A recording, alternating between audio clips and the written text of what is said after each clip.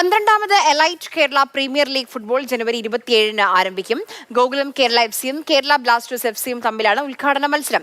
ഇത്തവണ 14 ടീമുകളാണ് മത്സരത്തിനിറങ്ങുന്നത്.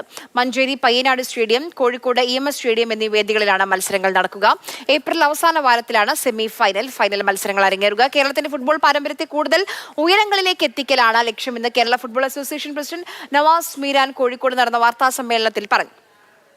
Super league Kerala German football DFB പൊക്കാലുമായിട്ടുള്ള ഒരു ടൈപ്പിന് വേണ്ടിയിട്ടാണ് ശ്രമിക്കുന്നത്. അപ്പോൾ DFB പൊക്കാൽ വേൾഡിലെ ഏറ്റവും ക്വാളിറ്റി ഓറിയന്റഡ് ആയിട്ടുള്ള ഒരു ഫുട്ബോൾ കൾച്ചറുള്ള സ്ഥലമാണ്. അപ്പോൾ ഫുട്ബോളിൽ തന്നെ റിയൽ ഫുട്ബോളും ബിസിനസ് ഫുട്ബോളും ഉണ്ട്. അപ്പോൾ ബിസിനസ് ഫുട്ബോൾ എന്ന് പറയുന്ന ഇതിലാണ് ഈ എമേർജിങ് സ്ഥലങ്ങളെല്ലാം തന്നെ പതുക്കെ പെട്ടുപോയിട്ടുള്ളത്. അതിൽ നിന്നൊരു മാറ്റം വരണമെങ്കിൽ നമുക്ക് ക്വാളിറ്റി ഫുട്ബോൾ വരുത്താൻ പറ്റും.